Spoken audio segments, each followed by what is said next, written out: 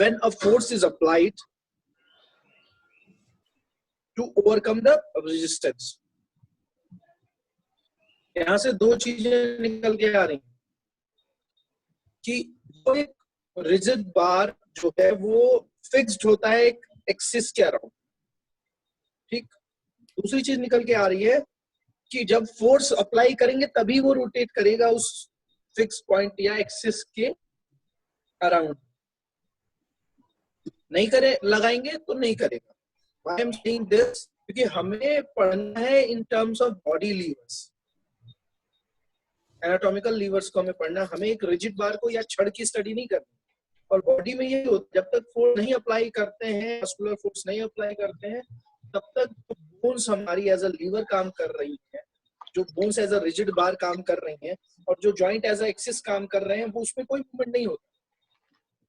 But जैसे ही हम force लगाते हैं, वो लीवर का काम करने लगती है, फिक्स्ड पॉइंट के अराउंड रोटेशन होने लगता है to overcome resistance. That's why I am saying this.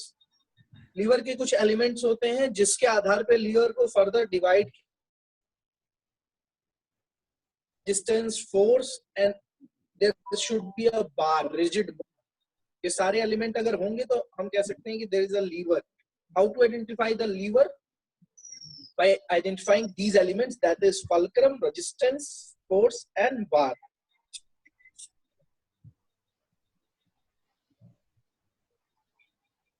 इसके अलावा दो और चीजें आप आइडेंटिफाई कर सकते हैं। Point of application of force, on which point to study the lever better, to understand the lever better, you should know the point of application of force and the force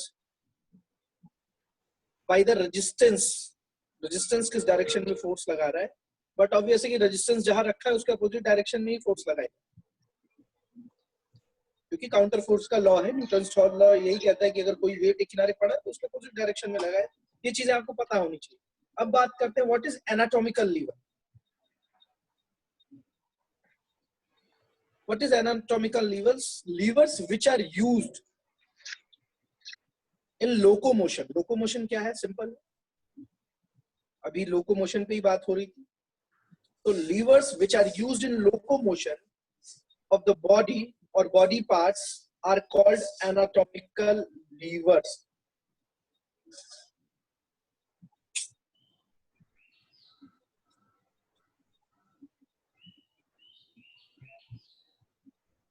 अब अगर functional point of view से देखें तो हम liver को body में कैसे identify कर सकते हैं? Bones are the bars, the rigid bar, elements में आइडेंटिफाई करना है।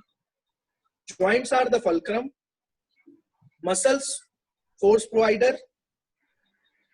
मसल इंसर्शन जो होता है, मैंने पहले ही बोला था फोर्स हमेशा मसल इंसर्शन से लगती है। तो what is muscle insertion? Is the point of application of force, जहां पे फोर्स अप्लाई होगा। एंड सीजी या सेंटर ऑफ मास, सीजी या सेंटर ऑफ मास वो पॉइंट ऑफ रेजिस्टेंस होगा एक्चुअली। इसको अभी छोड़ देना लास्ट वाले को, इसको बाद में आपको समझाऊंगा जब एकदम क्लियर हो, ठीक है। लेकिन ये चार चीजें तो आइडेंटिफाई आप क्लियरली कर सकते हैं। That's why that they are anatomical. Sir एक बार फिर से बोल दीजिएगा। Bones are the bar, rigid bar, joint are the fulcrum, muscles are the provided force provider, and muscle insertion is the point where sir आवाज चली जा रही है।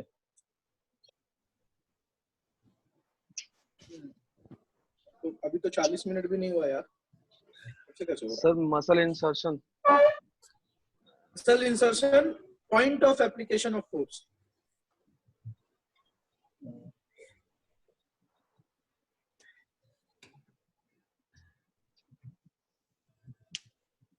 जॉइंट, मसल इंसर्शन और क्या क्या बोलेगे सर?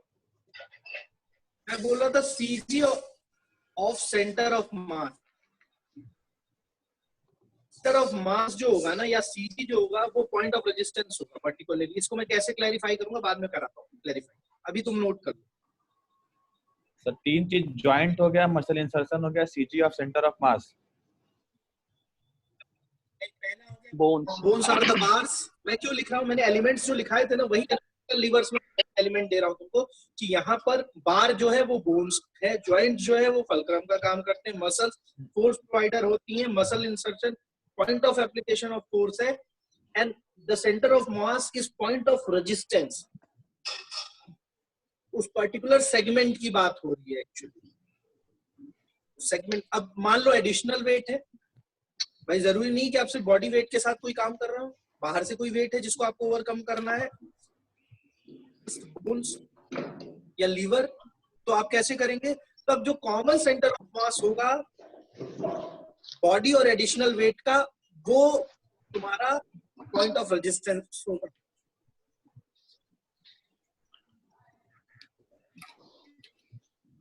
अब प्रिंसिपल ऑफ लीवरेज के बारे में बहुत आसान है, वो बता भी दूंगा, लेकिन प्रिंसिपल ऑफ लीवरेज के बारे में समझना। What is principle of?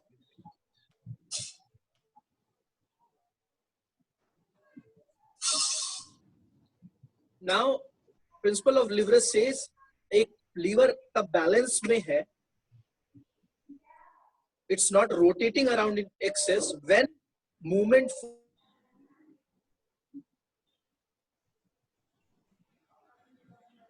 Sir मेरे साथ ही हो रहा है कि सबके साथ हो रहा है? आवाज नहीं आ रही सर, आवाज नहीं आ रही आपकी। नीतीश वो बता मसल में क्या बोले थे? Muscle insertion point of application of force. Point of application of force.